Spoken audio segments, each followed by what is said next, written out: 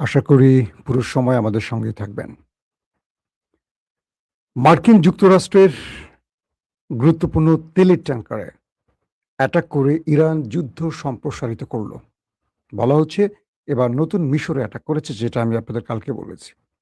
কিন্তু কাল রাতে আরেকটি খবর দিয়েছিলাম যে ইরান সারপ্রাইজ অ্যাটাক করেছে মার্কিন ঘাঁটিকে টার্গেট করে জর্ডানে।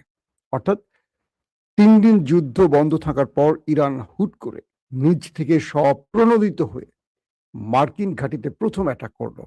এর আগে কখনো ইরান ১ম অ্যাটাক করেনি। তার পাল্টা জবাব দিয়েছে আমেরিকা। ইরানের মধ্যে ব্যাপক হামলা চালিয়েছে মার্কিন যুক্তরাষ্ট্র। পাশাপাশি তুরস্ক এবং ইরানের ইসরায়েলের মধ্যে টানাপোড়েন শুরু হয়েছে। তুরস্ক বিরুদ্ধে এবার ইসরায়েল আমেরিকার কাছে শুধু নালিশ নয়, নতুন অস্ত্র কেনার চুক্তি করতে ছুটে গেছে। এবং ইরাকে ইরান সমর্থিত টার্গেটে হামলা করে সৌদি এবং যুক্তরাষ্ট্র ইরানের টার্গেটে আবার পড়েছে। তার মাশুল দিতে হয়েছে এবার আমেরিকাকে। প্রিয় দর্শক, চলুন আমি আপনাদেরকে গুরুত্বপূর্ণ একটা করে সেই খবরগুলো দেওয়ার চেষ্টা করছি। প্রথমেই আমি চলে যাচ্ছি আমেরিকা গেল রাতে, অর্থাৎ যে রাতের পর আমরা লাইভ শেষ করে সময়টা পার করেছি, সেই সময় মধ্যরাতে যে ইরানের উপর হামলা হয়েছে তার বিস্তারিত খবরগুলো একটু জানাবার চেষ্টা করছি। বলা হচ্ছে মার্কিন সেন্ট্রাল কমান্ড তারা স্পষ্ট করছে গণমাধ্যমে জানিয়ে যে তারা ক্ষেপণাস্ত্র, ড্রোন ও সামুদ্রিক স্থাপনা সহ আইআরডিসির কয়েক ডজন লক্ষ্যবস্তুতে সফল অ্যাটাক করেছে। মার্কিন সেন্ট্রাল কমান্ড জানিয়েছে গভীর রাতে মধ্যপ্রাচ্যে মার্কিন বাহিনীকে লক্ষ্য করে ক্ষেপণাস্ত্র হামলার চেষ্টার জবাবে মার্কিন বাহিনী ইরানের বিরুদ্ধে একটি কড়া হামলা করেছে, বড় মাপের হামলা করেছে। মার্কিন বাহিনীর উপর ক্ষেপণাস্ত্র হামলার চেষ্টার জবাবে ২৯ জুলাই তারা বলছে মার্কিন বাহিনীর উপর হামলার চেষ্টা, তারা বলছে না যে হামলাটি সফল হয়েছে, মানে ইরান যে হামলাটি সফলভাবে করেছে এটা বলছে না, তারা বলছে যে চেষ্টা। তার মানে তারা বোঝাচ্ছে ইরানের হামলাটা সফল হয় না, এটা হলো তাদের কৌশল। তারা বলছে ২৯ জুলাই রাত ১০টায় মার্কিন সেন্ট্রাল কমান্ড ইরানের বিরুদ্ধে একটি ব্যাপক হামলা সম্পূর্ণ করেছে। সেনকম একটি বিবৃতিতে পুরো স্পষ্ট সেটা ব্যাখ্যা দিয়েছে। মার্কিন বাহিনী ইরানের ইসলামিক রেভলিউশনারি গার্ড কোর আইআরজিসির সামরিক কমান্ড কেন্দ্র, ক্ষেপণাস্ত্র ও ড্রোন স্থাপনা, উপকূলীয় নজরদারি ও প্রতিরক্ষা কেন্দ্র এবং সামুদ্রিক সক্ষমতা সহ কয়েক ডজন লক্ষ্যবস্তুতে হামলা করেছে। কমান্ডের বর্ণনা অনুযায়ী ২৮শে জুলাই আইআরজিসি বাহিনী কর্তৃক একটি অতর্কিত হামলার চেষ্টার জের ধরে এই অভিযানটি চালানো হয়। যখন ইরান মধ্যপ্রাচ্যে অবস্থিত মার্কিন বাহিনীকে লক্ষ্য করে একাধিক ব্যালিস্টিক ক্ষেপণাস্ত্র নিক্ষেপ করে, তখন তারা প্রতিশোধ হিসেবেই এই জবাবটি দিয়েছে। পাশাপাশি ইরানের সব ক্ষেপণাস্ত্র সফলভাবে প্রতিহত করা হয়েছে এমনটিও দাবি করছে। ইরান যে একদিন আগে মার্কিন ঘাঁটিগুলোকে টার্গেট করে অ্যাটাক করেছে, সবগুলোকে প্রতিহতের দাবি করছে তারা। মার্কিন সামরিক বাহিনী জানিয়েছে ৫০,০০০-এরও বেশি মার্কিন সেনা বর্তমানে মধ্যপ্রাচ্য জুড়ে মোতায়েন রয়েছে এবং তারা অত্যন্ত অত্যন্ত সতর্ক, মনোযোগী ও মারাত্মক প্রস্তুতি আছে। ৫০,০০০ সেনা ইরানের বিরুদ্ধে লড়াই করার জন্য সদা প্রস্তুত, এটি জানাচ্ছে। ইরানের গণমাধ্যম জানিয়েছে যে দক্ষিণ ইরান জুড়ে মার্কিন ক্ষেপণাস্ত্র হামলার নতুন ঢেউ চলাকালে দেশটির কেশম দ্বীপের একটি আবাসিক এলাকা আক্রান্ত হয়েছে। তাসনিম নিউজ এজেন্সি জানিয়েছে খুজেস্তান প্রদেশের আহবাজে বিকট বিস্ফোরণের শব্দ শোনা গেছে এবং এই হামলার কারণে শহরের কিছু অংশে বিদ্যুৎ বন্ধ হয়ে গেছে। অর্থাৎ এই সিভিলিয়ান অঞ্চলগুলোকে আমেরিকা আবার টার্গেট করছে। কয়েকটি তথ্য জানিয়েছে যে সূত্র জানিয়েছে জর্দানও জানিয়েছে তারা ইরানের ৫টি ক্ষেপণাস্ত্র প্রতিহত করেছে। অন্যদিকে ইরানের আইআরজিসি বলছে তারা দেশটির একটি মার্কিন বিমান ঘাঁটিতে হামলা চালিয়ে সেটাকে ধ্বংস করে দিয়েছে। অর্থাৎ ইরান বুধবার যে অ্যাটাকটা করলো তার পাল্টা জবাবটি আমেরিকা দিয়েছে রাতে। এখন আমেরিকা দাবি করছে যে তারা ইরানের হামলা প্রতিহত করেছে। আর ইরান বলছে যে না, আমাদের হামলায় জর্দান ব্যাপক ক্ষতিগ্রস্ত হয়েছে আর যার জবাব আমেরিকা দিয়েছে। তো আমেরিকার জবাবের ধরন দেখে বোঝা যাচ্ছে যে আমেরিকা ক্ষতিগ্রস্ত হয়েছে, কিন্তু তারা স্বীকার করছে না। পাশাপাশি আরেকটি স্টেটমেন্ট পাওয়া গেছে, সেটি হলো জর্দানের সেনাবাহিনী বৃহস্পতিবার জানিয়েছে যে তারা ইরান থেকে দেশটির থেকে ছড়ে আসা 5টি ক্ষেপণাস্ত্র প্রতিহত করেছে এবং কিছু ক্ষেপণাস্ত্র ভিতরে আশ্রয় পড়েছে এবং তারা বলছে যে এখনো কোনো হতাহতের কোনো খবর তারা পায়নি বা এমন কোনো ঘটনা তাদের সামনে ঘটেনি। মানে এটিও আমেরিকার শিখিয়ে দেয়া স্টেটমেন্ট। যদি তাই হবে তাহলে তারা এত বড় হামলায় কেন ইরানকে আবার আক্রান্ত করল? দর্শক, আরো কয়েকটি তথ্য জানাচ্ছি আপনাদের। যুক্তরাষ্ট্র ইরানের উপর যে শক্তিশালী হামলা করেছে, যুক্তরাষ্ট্রের আরেকটি স্টেটমেন্ট বলছে তারা কেশম দ্বীপ, বন্দর আব্বাস, আবাদান ও বুশেহরে অ্যাটাক করেছে এবং ইরাক দেশটিতে মার্কিন সৌদি হামলার নিন্দা জানিয়েছে। আমরা গতকালকে বলেছিলাম যে ইরাকের উপর সৌদি এবং আমেরিকা একটা বড় হামলা করেছে, কিন্তু ইরাক নীরব থেকেছে। অবশেষে ইরাক সরকার এটা নিন্দা জানিয়েছে। পপুলার মোবিলাইজেশন ফোর্স জানিয়েছে এই হামলায় তাদের 20 জন যোদ্ধা নিহত হয়েছে এবং 32 জন আহত হয়েছে। আর ইরানি গণমাধ্যম জানিয়েছে ইরাকে যুক্তরাষ্ট্র ও সৌদি আরবের যৌথ হামলায় 4 জন ইরানি উপদেষ্টা নিহত হয়েছে। মার্কিন মধ্যস্থতায় যুদ্ধবিরতি সত্ত্বেও গাজায় এখনো কিন্তু ইসরায়েল হামলা চালিয়ে যাচ্ছে। এর মধ্যে বলা হচ্ছে ইসরায়েলি হামলায় 2 ফিলিস্তিনিকে হত্যা এবং 1 ডজনেরও বেশি সাধারণ ফিলিস্তিনিকে আহত করা হয়েছে। পাশাপাশি লেবাননের জাতীয় সংবাদ সংস্থা জানিয়েছে যে রাতভর দক্ষিণ লেবাননের বেশ কয়েকটি গ্রামে ধারাবাহিক বিস্ফোরণে কেঁপে উঠেছে। অর্থাৎ ইসরায়েল আবারও লেবাননে হামলা শুরু করেছে, এই তথ্যটি তারা জানিয়েছে। ইসরায়েলি বাহিনী মধ্যরাত থেকে ভোর পর্যন্ত আল মানসুরি, মাজদাল জৌন এবং মাজরাত বুয়ুত আল সিয়াদ শহরে নিয়ন্ত্রিত ধ্বংসযজ্ঞ চালিয়েছে।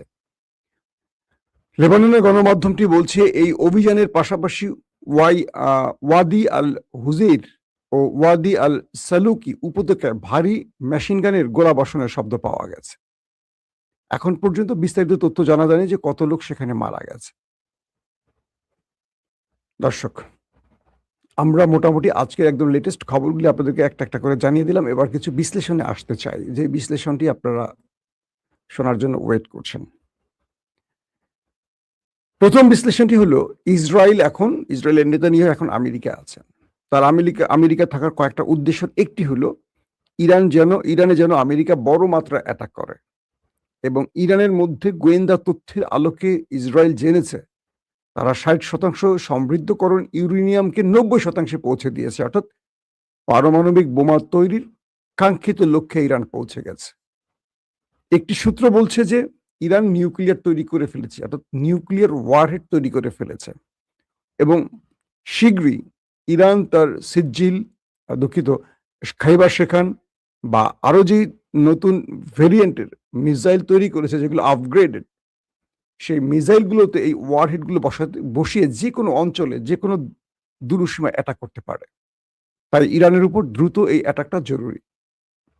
দ্বিতীয়ত হলো আমেরিকা যেন তুরস্ককে F-35 কোনোভাবে বিক্রি না করে, পাশাপাশি ভূমধ্যসাগরে তুরস্কের তাণ্ডব থেকে বাঁচার জন্য একটা নতুন চুক্তি করতে চায় ইসরায়েল আমেরিকার সাথে এবং সেখানে তারা চাচ্ছে যে একটা নতুন P-8 পোসাইডন আকাশযান এটা কেনার জন্য। এখন এটার যে ব্যয় বা এটার দাম, ইসরায়েল এটা কিনতে মানে খুব বড় রকম সংকটে পড়বে, কারণ যুদ্ধকালীন সময় তাদের অর্থনীতির মোটামুটি 12টা বেজে 13টা বেজে গেছে।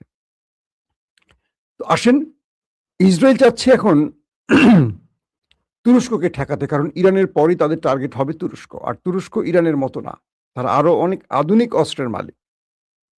ইরান এখন পর্যন্ত তার যুদ্ধে ড্রোন আর মিসাইলের ব্যবহারটি দেখিয়েছে, আর তুরস্কের কাছে ড্রোন, মিসাইল থেকে শুরু করে যুদ্ধ বিমান থেকে শুরু করে রয়েছে আরো এক ঝাঁক নতুন উদ্ভাবিত যুদ্ধাস্ত্র, যার সাথে পৃথিবী এখনো পরিচিত নয়, যাদের কাছে আছে 5ম প্রজন্মের স্টিলথ প্রযুক্তির যুদ্ধ বিমান, যাদের কাছে আছে সামুদ্রিক সাবমেরিন, যাদের কাছে আছে পৃথিবী বিখ্যাত ড্রোন, এবং তুরস্ক সাম্প্রতিক এক যুগে যতগুলো ফ্রন্টে যুদ্ধ করেছে প্রত্যেকটিতে বিজয় পেয়েছে।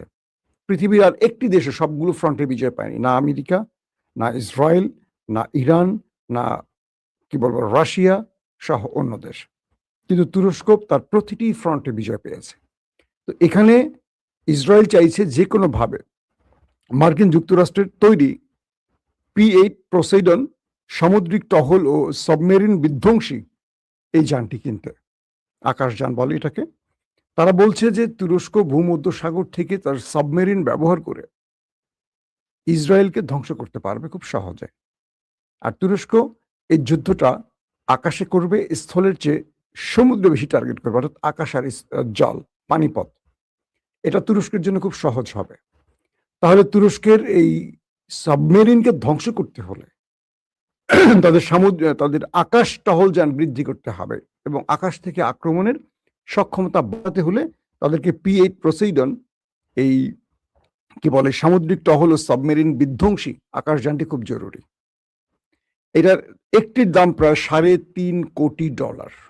তাহলে এবার হিসাব করেন যে কত টাকার এটার মূল্য হতে পারে, $3.5 কোটি।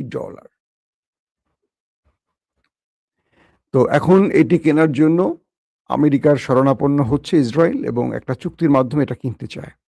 দ্বিতীয় যে বিষয়টি হলো, গতকালকে ইরান আরেকটি দেশে তার আক্রমণ বৃদ্ধি করেছে, যদিও ইরান এটিকে স্বীকার করেনি। বলা হচ্ছে মিশরের দামিয়েত্তা যে LNG বন্দর আছে সেখানে হামলা হয়েছে। কি হয়েছিল আসলে ঘটনাটি? যখন ইরাকে ইরানের টার্গেটে সৌদি আরব এবং আমেরিকা অ্যাটাক করে, বলা হচ্ছে ইরান দাবি করছে তাদের 4 জন উপদেষ্টা মারা গেছে এবং 20 জন সেখানে মারা গেছে, সব মিলে 32 জন গুরুতর আহত হয়েছে। তো ইরান এটার প্রতিশোধ হিসেবে মিশরে মার্কিন যুক্তরাষ্ট্রের যে LNG গ্যাস ট্যাঙ্কার আছে এটাকে টার্গেট করেছে। যেহেতু দেশটি মিশর, তাই ইরান কৌশলগত কারণে এখানে তাদের পরিচয় গোপন রেখেছে। এদের একটি সূত্র। মধ্যপ্রাচ্যের আরেকটি সূত্র এবং পশ্চিমা দুনিয়ার গণমাধ্যম বলছে যে এই হামলাটি ইরানের মদতপুষ্ট বা সমর্থিত লেবাননের যোদ্ধারা করেছে। অর্থাৎ লেবানন থেকে বিশেষ ওয়ান ওয়ে ড্রোন ব্যবহার করে মিশরের লেবানন থেকে এই ওয়ান ওয়ে ড্রোন ব্যবহার করে ইরান সমর্থিত যোদ্ধারা, ইরানের তো জানেন প্রচুর প্রক্সি বাহিনী আছে, তারা মিশরের একটা দূরপাল্লা ওয়ান ওয়ে ড্রোন বা মিসাইলের মাধ্যমে তারা দামিয়েত্তা এই মিশরের LNG যে বন্দরটি সেখানে মার্কিন গ্যাস ট্যাঙ্কার উড়িয়ে দিয়েছে। এবং আমেরিকা এই আক্রমণের পর এটুকু বুঝতে পেরেছে যে এই অঞ্চলে ইরানের হাতে তারা নিরাপদ নয়, কারণ সিরিয়া তো ইরানের আক্রমণ হয়ে গেছে। যে সিরিয়াতে আক্রমণের কথা ছিল না বলে আমেরিকা সেখানে গোপনে আশ্রয় নিয়েছিল। তাদের সেন্টকমের উপরস্থ অফিসাররা, যুদ্ধের যে বড় বড় কর্মকৌশল ঠিক করা জেনারেলরা, তারা সিরিয়াতে বসে অনেক প্ল্যান করছিল, সেইখানেও পর্যন্ত ইরান হিট করেছে। এবার ইরানের আক্রমণটি মিশরে চলে আসা, তারা ঘাবড়ে গেছে যে তাদেরকেও আর বোধহয় ছাড় দেবে না, কারণ মিশরের হামলাটি ইরানের খুব কৌশলগত একটি টার্গেট। এবার মিশরের থাকা আমেরিকা প্রতিনিয়ত টেনশনে থাকবে, এবং আমেরিকাকে ইরান বোঝাচ্ছে যে তুমি পৃথিবীর যেই প্রান্তে আছো আমি আছি। পাশাপাশি মিশরের এই ডিস্টেন্স, যেটাকে দূরপাল্লার আমরা বলি, এই অ্যাটাকটি দিয়ে ইরান বুঝিয়েছে তাদের ঘরে এরকম ডিস্টেন্সের বা দূরপাল্লার আরো ক্ষেপণাস্ত্র আছে বা আরো লং ক্ষেপণাস্ত্র আছে, যেগুলো তারা টার্গেট মতো ব্যবহার করবে, সময় মতো ব্যবহার করবে। এদিকে ইরানের সময়সীমা প্রায় চূড়ান্ত, যে কোনো সময় ইউক্রেনে ইরান হামলা করবে, কারণ ইরানের একটি জাহাজে ইউক্রেন হামলা করেছে, এবং ইরান যখন ইউক্রেনকে ডেকে এনেছে তাদের অ্যাম্বাসেডরকে, তিনি এটার জন্য দুঃখ প্রকাশ করেছেন। শোনা গেছে কাল রাতে ইউক্রেন তার পররাষ্ট্রমন্ত্রী আব্বাস আরাকচি ইরানের পররাষ্ট্রমন্ত্রীকে ফোন দিয়ে দয়া ভিক্ষা চেয়েছে। তারা বলছে যে আমাদের ভুল হয়েছে জনাব, আমরা রাশিয়ার ফাঁদে পা দিয়েছি, আমাদেরকে এ যাত্রায় ক্ষমা করুন।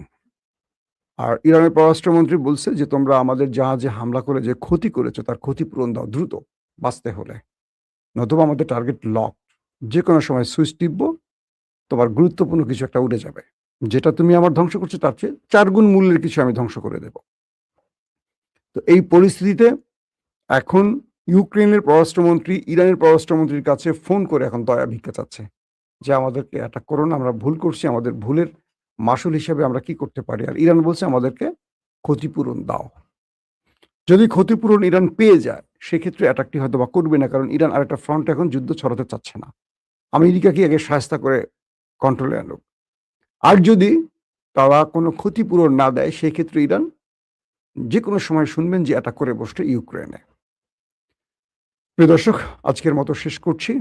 ইনশাআল্লাহ আজকে আবারও চেষ্টা করব বিকেল বা সন্ধ্যায় আরেকবার লাইভে আসতে। আর মধ্যরাতে থাকি আপনাদের সাথে প্রতিদিন। আল্লাহ সুস্থ রাখলে, ভালো রাখলে আপনাদেরকে এবং আমাকে আবারও দেখা হবে। সে পর্যন্ত প্রত্যেকে ভালো থাকবেন। আল্লাহ হাফেজ।